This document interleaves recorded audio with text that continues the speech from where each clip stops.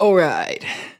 If you're seeing this video, then as always, I'm so grateful to you for being a patron of the podcast.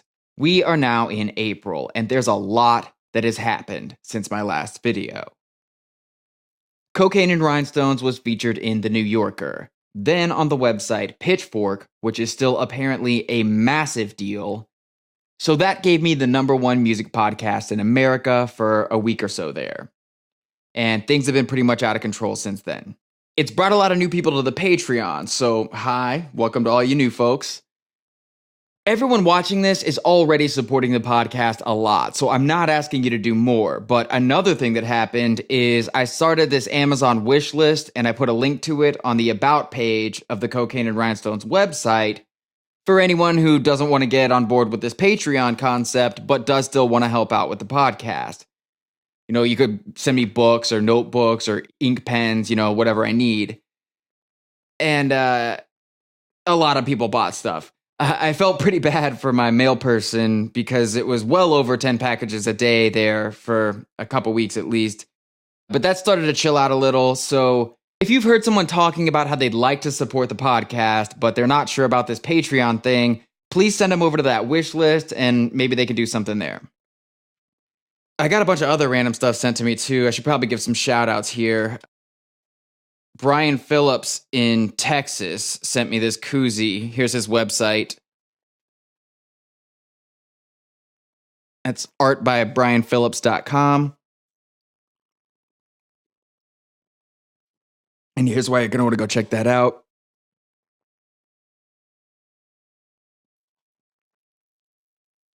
So thanks, Brian. And Time Life sent over about 30 country music DVDs, so I can't hold those up, but they're awesome. A bunch of old Grand Ole Opry footage. This record label, Paradise of Bachelors, sent a box full of reissues of weird sort of outskirts of country music stuff. My two favorites are this one called In Search by Chance Martin, and this is the self-titled by Lavender Country. These are both classic albums if you've never heard them. I would describe Chance as probably more like Captain Beefheart than whatever you're thinking it is when you hear country music. And Lavender Country is usually called the first openly gay country album. As far as I know, that's true. I haven't looked into it, but it's also really, really good. It's not just some novelty thing. You should definitely look into both these albums if you're even slightly interested. At some point, Wayne White started posting sketches of his art on Instagram using the Cocaine and Rhinestones hashtag. I would definitely recommend checking that out. It's extremely cool stuff, especially these giant Louvin Brothers puppets that he made. The guy's a genius.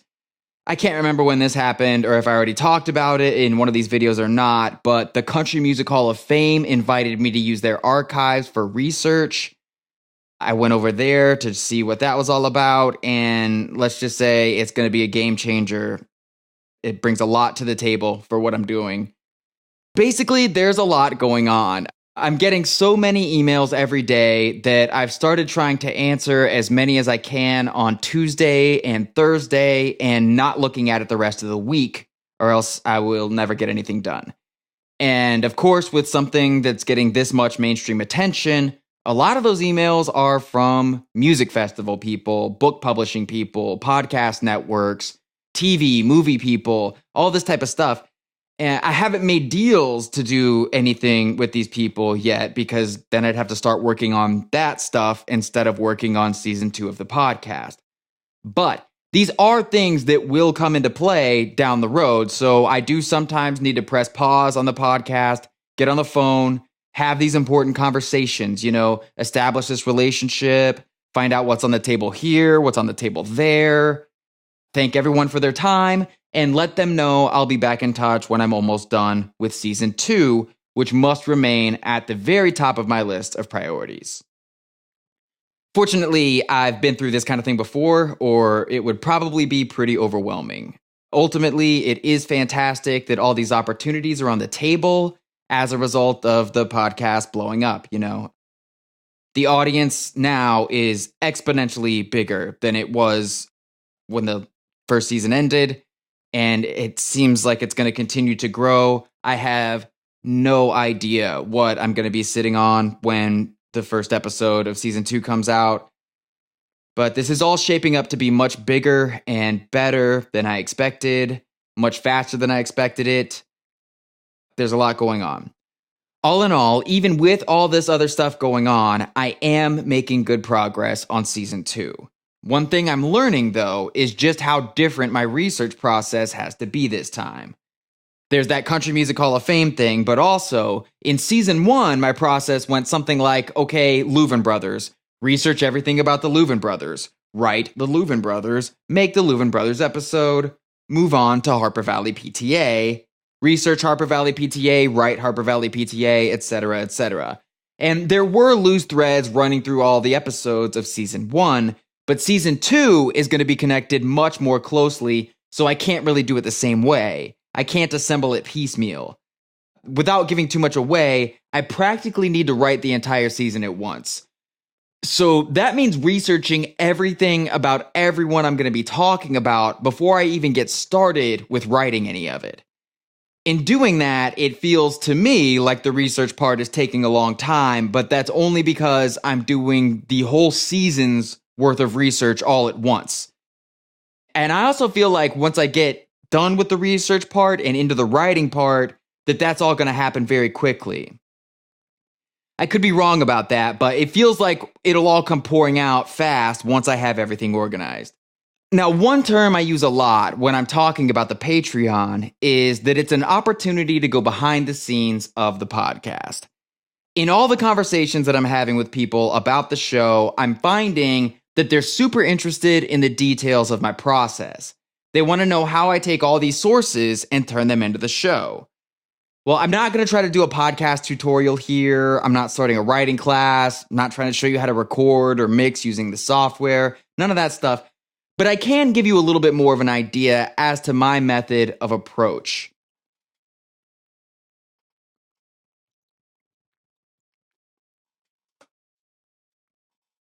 I'm going to demonstrate with a book I already told you that I'm using because I don't know how much more I want to reveal than that. But here we have George Jones' autobiography. I don't know how well this will show up on camera, but probably 30% of the pages are dog-eared, and each page has something notable on it if it's dog-eared. If we flip through, we'll see some red ink on some of these pages.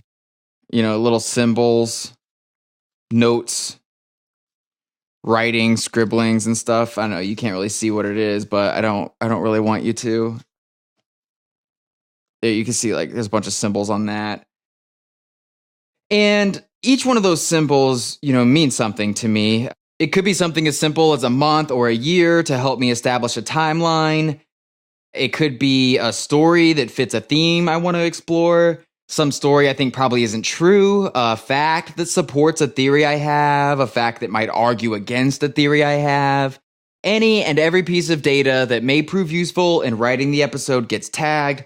Sometimes 5 or 7 different things on a page. Then what I do is I go over to my note-taking software, which is called Evernote.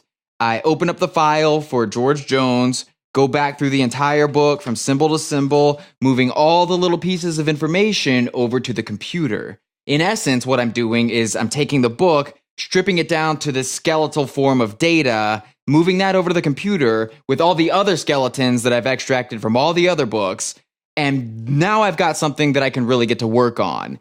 And this is the part where someone usually asks if I could get a research assistant to do this part for me, and I have to say no, absolutely not. A lot of the ideas I'm going to bring with me to the writing phase of the project come out of this part, and it's while moving all this information around myself that I really start to see where I'm going and decide what questions need to be asked, what answers need to be found, figure out what problems I'm going to have, and start to think about the solutions. And if I outsource this part of it, I might as well not even make the show. It would be like asking someone who plays on a pro basketball team, why don't you hire someone to go to practice for you? If writing is my game, then this method of research and compiling notes this way is my practice. You cannot outsource your practice. And yeah, it is a lot of fucking work. I think some people find it disappointing to learn how much work it is. It's not some magical thing where you just sit down and out come these fantastic and complex interweaving stories. That may be part of it, but it takes hours and hours and hours of doing what I just showed you to get everything up in the air before you can start reaching up to pull stuff down and get it on the page where it belongs. And this is just what I'm doing with physical books, but this general approach translates over to the other materials I'm consuming, online articles, interviews, records, documentaries. It all goes in, I do what I do, and what comes out the other side is cocaine and rhinestones. So, all right. I think I'm starting to figure out how the wildcard episode poll is going to happen, but I'm not ready to commit to anything there yet. I've still got about 12 books left to read before I can be sure of the right way to do that. The monthly Patreon Q&A post is going to come out next week, just like I did last month. If I think of anything else I forgot, I'll put it in the text version of the update post, and we'll talk again soon.